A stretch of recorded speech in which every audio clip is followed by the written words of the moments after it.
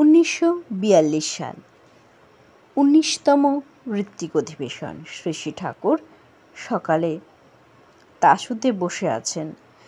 অসৎ নিরোধের নানা কৌশল সম্পর্কে জনৈক ভক্তের জিজ্ঞাসার উত্তরে শ্রী শ্রী ঠাকুর কী করে একটা চোরকে একজন মদ্যপের মদ খাওয়া থেকে বিরত করিয়েছেন সেই সব জীবনীয় গল্প বলেন। তেমনই একটা ঘটনা। একজন ছিল চোর, আমি তা জানতাম। একদিন তারও অন্য কয়েকজনের সামনে বললাম, কেউ অন্যায় কাজ করলে আমরা শাস্তি দিই, কিন্তু আমরা কি কখনো ভাবি সে কেন অন্যায় কাজ করে? ধরো একজন চুরি করে, চুরি করলে আমরা ধরে জেলে দিই, কিন্তু সে যাতে চুরি না করে তার কি কোনো ব্যবস্থা আমরা করি? তার হয়তো যোগ্যতা নেই, কিন্তু অযোগ্য মানুষের তো পেটে খিদে আছে, তার বাচ্চাও তো খেতে না পেলে কাঁদে, তাদেরও খেয়ে পড়ে বেঁচে থাকতে স্বাদ চায়। জীবন ধারণের এই স্বাদের মধ্যে কি অপরাধ আছে বলো? এখন এই বাঁচার তাগিদে যদি সে চুরি করতে বাধ্য হয়, তার দোষটা কি? আমরা কি তার যোগ্যতা বাড়াবার ব্যবস্থা করি, না তার বাচ্চা না খেয়ে থাকলে তাদের দুটো খেতে দিই? তার সুশিক্ষার কোনো ব্যবস্থা করব না, বিপদে আপদে তাকে দেখব না, তাকে সৎপথে উপার্জনশীল হতে সাহায্য করব না, অথচ জীবন ধারণের জন্য গত্যন্তরবিহীন হয়ে যদি সে চুরি করে তাহলে তাকে জেলে পুরব। এটা কি সঙ্গত কথা? ভালোই হোক মন্দই হোক, আমাদের প্রতিবেশী কেউ যদি সৎভাবে বাঁচার সুযোগ না পায়, সেখানে কি আমাদের করবার কিছুই নেই? ভালোকে তো সবাই ভালোবাসতে পারে, মন্দকে কি আমরা ভালোবাসবো না? মন্দ হয়ে সে কি পচে গেছে? মন্দ যে, সেও মন্দ থাকতে চায় না, সেও চায় ভালো হতে, অন্তত ভালো বলে পরিচিত হতে, কিন্তু সে পথ পায় না। ওই দিন রাত্রি 11টা-12টার সময় ও চুপি চুপি এসে আমাকে কয়, বাবু যা করলেন তখন, অম্বা কথা শুনিনি বাবু। ঠিক কথা কইছেন আপনি, চুরি কেউ ইচ্ছা করে করে না, পথ পায় না, তাই পেটের জ্বালায় চুরি করে। এই থেকে লোকটা আমার সঙ্গে ভিড়ে পড়ল। আমি মাঝে মাঝে বাবার পকেট থেকে নিয়ে ওকে সাহায্য করতাম, তাই দিয়ে কোনোভাবে চালাতো। রাত হলেই ওর চুরি করবার প্রবৃত্তি আসতো, তখন আমার কাছে এসে গল্প করে রাত কাটিয়ে দিত। আমি এইভাবে রাতের পর রাত জেগেছি ওকে নিয়ে।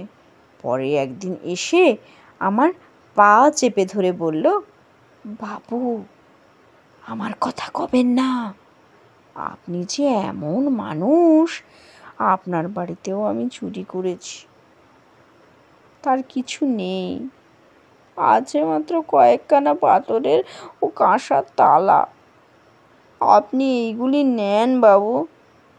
এই বলে কেঁদে ফেলল। আমি সান্ত্বনা দিয়ে বললাম, ওতে কি হয়েছে, তুইও নিয়ে যা, আমিই দিলাম তোকে। আজন্ম চোর, চুরির অভ্যাস কি আর যায়? একদিন এসে বলল, মজুমদার বাড়িতে ধান বেচে 3000 টাকা আনে রাখিছে, সেটা আমার আনাই লাগবে। এত টাকা পালি চাওয়াল পাওয়াল খেয়ে বাঁচবি, আমার নিত্য নিত্য চুরি করা লাগবি না। আমি বললাম, তাহলে আমিও যাব তোর সাথে। সে বলল, না বাবু আপনি যাবেন কি, সে হয় না। আমি বললাম, দেখব আমি তুই কেমন করে চুরি করিস। ও নিতে চায় না, আমি নাছোড়বান্দা। অগত্যা রাজি হলো। অন্ধকার রাত, নিজে কালো কাপড় চোপড় পরল, আমাকেও কাপড় চোপড় পরালো। ওর সঙ্গে তো গেছি, যেতে যেতে বললাম, তোর ঘরের ভিতর থেকে তোর ঘরের দরজা ভিতর থেকে আটকানো আছে তো? সে বলে, না বাবু, ঘরের দরজা ভিতর থেকে আটকানো থাকলে তাড়াতাড়ি যেয়ে ঘরে ঢুকবো কি করে? বাইরে থেকে শিকল দিয়ে রাখিছি। আমি বললাম, তুই তো শিকল দিয়ে রাখে আইছিস, কিন্তু আজ বিকেলে অমুককে, একজন জেলে, তোর বাড়ির পাশে ঘুরতে দেখেছি, তুই চলে আইছিস, এই ফাঁকে যদি তোর ঘরে ঢুকে পড়ে। লোকটাকে সে সন্দেহ করত তার স্ত্রীর প্রতি কুনজর আছে বলে। যা হোক, আমার ওই কথা শোনার পর ও কেমন যেন বিমনা হয়ে পড়ল। বলল, বাবু, আজ আর চুরি করা হবি না। মনে বল পাচ্ছি না, চলেন ফিরে যাই।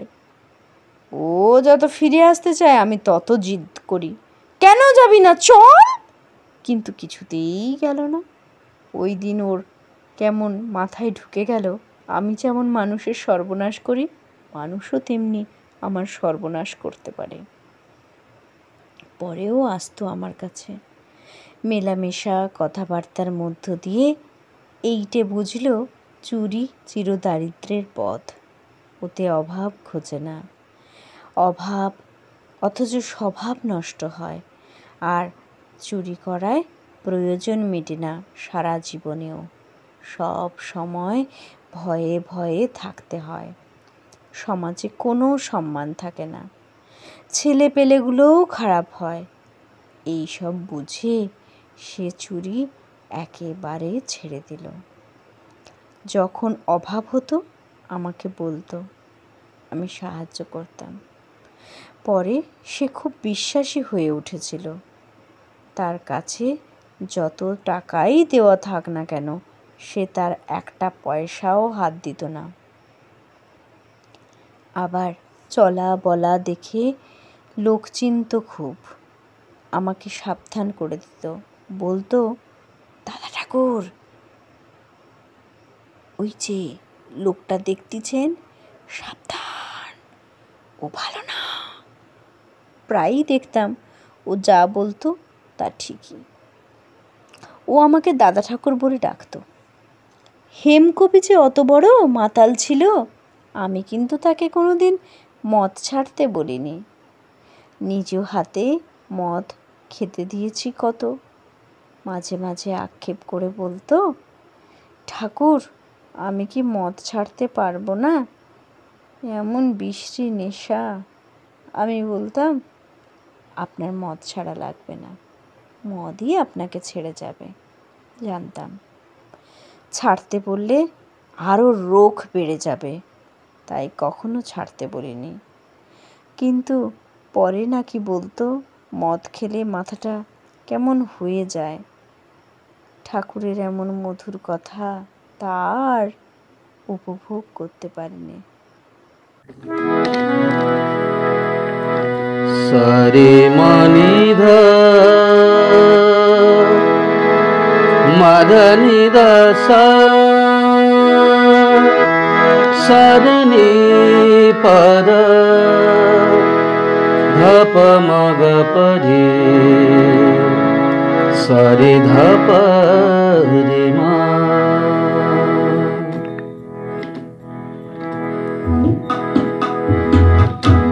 प्रभु का नाम जपो मन मेरे, प्रभु का नाम जपो मन मेरे, प्रभु का नाम जपो मन मेरे, प्रभु का नाम जपो मन मेरे।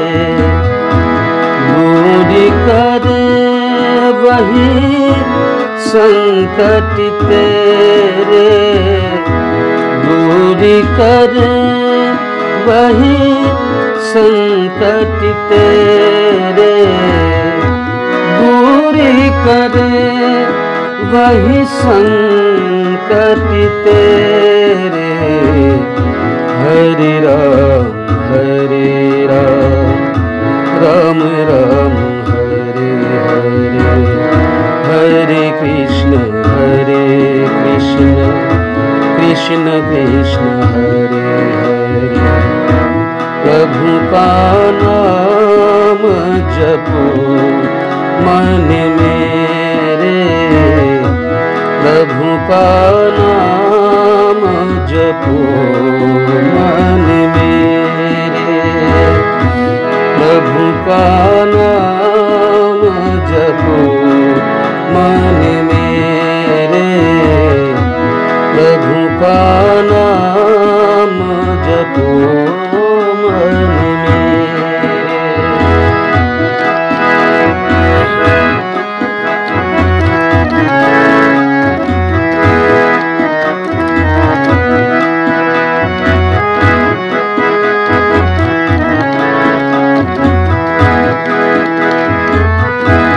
जीवन रहना बस राह है, क्या तेरा क्या मेरा है। जीवन रहना बस राह है, क्या तेरा क्या मेरा है। क्यों नैनों से नीरी झरे रे, क्यों नैनों से नीरी झरे रे।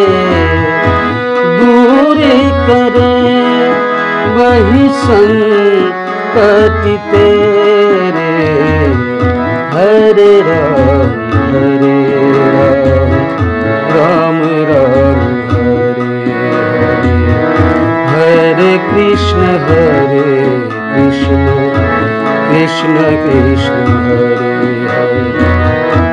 प्रभु का नाम जपो मन मेरे, प्रभु का नाम जपो मन मेरे, प्रभु का नाम जपो मन मेरे, प्रभु का नाम जपो मन मेरे।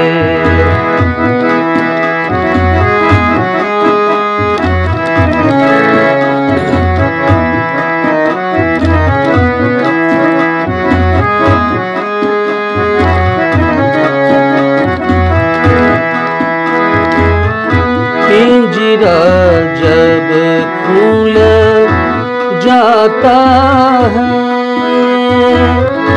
पंछी कब रुक पाता है। पिंजरा जब खुल जाता है, पंछी कब रुक पाता है। क्यों इसका अफसोस करे रे, क्यों इसका अफसोस करे रे। दूर करे वही संकट तेरे, हरे राम राम राम हरे हरे, हरे कृष्ण कृष्ण कृष्ण हरे हरे। प्रभु का नाम जपो मन मेरे, प्रभु का नाम जपो मन मेरे, जपो मन मेरे, जपो